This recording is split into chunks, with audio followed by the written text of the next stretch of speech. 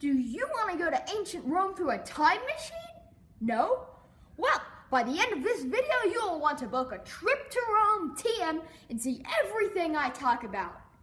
I hope. Walking down the Appian Way to the city of Rome, you will probably see the Aurelian and Servian walls. The Servian walls were built in the 4th century BC and surrounded the 7 walls of Rome. But in 280 AD, the Aurelian wall was finished and ranged more than 12 miles around Rome. Rome probably stole the Great Wall idea from China. Maybe you will want to visit the 7 hills of Rome. For future reference, their names are the Quirinal, Liminal, Capitoline, Esquiline, Palatine, Caelian, Aventine, and are you still listening, team? For more information about these hills, let's go to Old Man Copper. The Palatine is the hill of Romulus, and is where all the rich and famous chose to live. It has been shown that the Palatine Hill people were superior to the people who lived on the other hills. The Aventine Hill was the hill Remus chose to live on, and in ancient times was the home of the plebeians. The Roman government had to keep its citizens happy, so why not join in the fun? Go and see the Campus Martius. You may find soldiers training there or some sort of exciting sport going on. You can also see the Circus Maximus. It's an arena for chariot racing. One of the things that you need to see is the Colosseum. It has gladiator fights and criminal executions, all sorts of blood and guts to satisfy your bloodthirsty needs. After seeing all of those blood and guts, you might feel a little sick and want to wash off.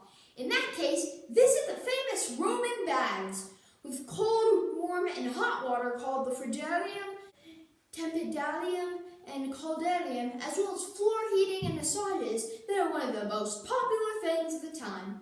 Just stay away from the bathrooms. The Romans' ideas of privacy were very different from ours. If you go on this trip, you will need to visit the Roman Forum.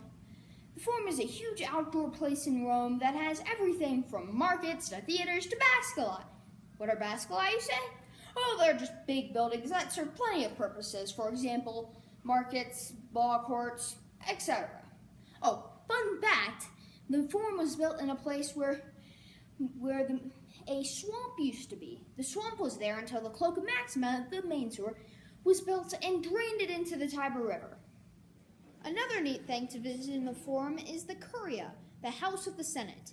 Show them your time travel or official bracelet and they'll probably let you in, unless they're assassinating Caesar or Sulla has recently taken control, or they just really don't like you. If they don't let you in, then you can just go visit the Rostra, the public speaking house. Maybe you'll find someone giving one of those famous speeches that you always read about in textbooks. You can also visit the temples to the different gods in the Pantheon. The Romans had plenty of different gods, and they all, well, except for the really minor ones, had their own temple. But a real marvel was the Pantheon. It's a temple to all the gods. If temples dedicated to mythological gods don't really interest you, then go back to your blue box time machine and pop forward in time to see the Dominus Aurea. It was a very fancy building built by Nero, who, with everything from jewels to ivory to amazing wall paintings. While checking out ancient buildings, go look at Trajan's Column. It's a giant column made of stone with a statue of Trajan himself on it. It has 155 scenes depicted on it, so definitely go check it out. The entire point of this trip is pretty much to just go around and look at things, so why not learn about some of the smaller things while you're at it? Around town, you'll find water fountains and people getting water from those water fountains. Those water fountains are hooked up to the Roman aqueducts, which are basically systems the Romans designed to pump in clean, fresh water into the towns. Yeah, there weren't that many small things worth talking about. Well, I'm going to try to teach you about the smaller things anyway, so here's some useless trivia to quiz your friends about. A dominus house was your townhouse for the wealthy. A villa was your country house for the wealthy. An insula was your apartment building that most middle to lower class people lived in.